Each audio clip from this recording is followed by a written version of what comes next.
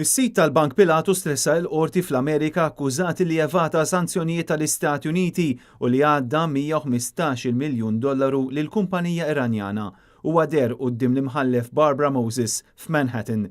Ali Sadr Hashemnejad wieġeb mhux ħati tal-akkużi hekk kif qed jiffaċċja aktar minn 125 sena priġunerija. L-imħallef l-Istati Uniti ma laqatx it-talba ta' Sadr għal ħelsien mill-arrest minħabba l-flus kbar u l-konnessjonijiet li għandu s-sit ta' Pilatus. I qalet illi jkun hemm riskju kbir illi jekk inħeles mill-arrest dan jaħrab. Dwar dan l-arrest, aġenziji tal-aħbarijiet internazzjonali batu serje ta' domandi lil Bank Pilatus f'Malta. Reuters qed jirrapportaw li l-mistoqsijiet tagħhom lil Pilatus baqgħu mhux imwieġba. Fl-aħħar jiem sar magħruf li l-Prim Ministru Joseph Muscat u Chief of Staff tiegħu Keith Schembri kienu fost il-ftit mistednin Maltin magħżula għat-tieġ ta' Ali Sadr li issa qed jiffaċċja aktar minn 125 sena priġunerija. It-tieġ sar fl-2015 fl-Italja u kien għal ċirku ristrett ta' qraba u ħbieb. Sadan it-tant wara kważi 48 siegħa mill-mistoqsijiet illi jagħmel il-kap tal-Partit Nazzjonalista Adrian Delija dwar Pilatus Bank, il-Gvern ta' Joseph Muscat għadu ma ta' l-ebda risposta. Il-mistoqsijiet dwar li ma kien il-Correspondent Bank ta' Pilatus f'Malta saru minn Adrian Delija waqt il-programm NetLive. U ħansaqsi dawn il-mistoqsijiet b'responsabilità li ma bħala.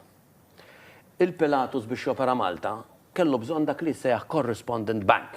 Jiġifieri bank tiġaqjat Malta biex ikun jista' juża lilu wkoll minħabba l-flus. Staqsa jew prova jiftaħ account ġewwa Bank Malti il-Pilatus. Meta? Dan il-bank kien il-Bank of Valletta jew kien bank ieħor.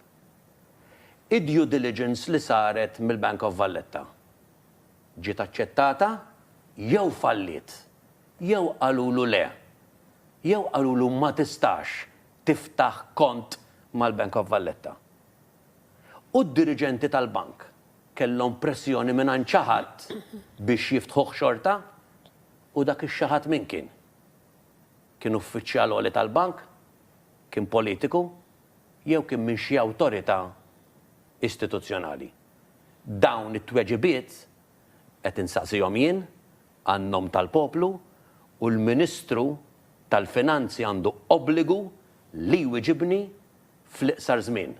Il-Prim Ministru Joseph Muscat għandu obbligu li jwieġibni fl-iqsar żmien. Fil-ġimgħat li għaddew il-Partit Nazzjonalista wissa dwar il-ħsara li l-arrest ta' sit Pilatus Bank qed tagħmel fuq is-settur tas-servizzi finanzjarji f'Malta u l-eluf ta' żgħażagħ u impjegati illi jaħdmu fih.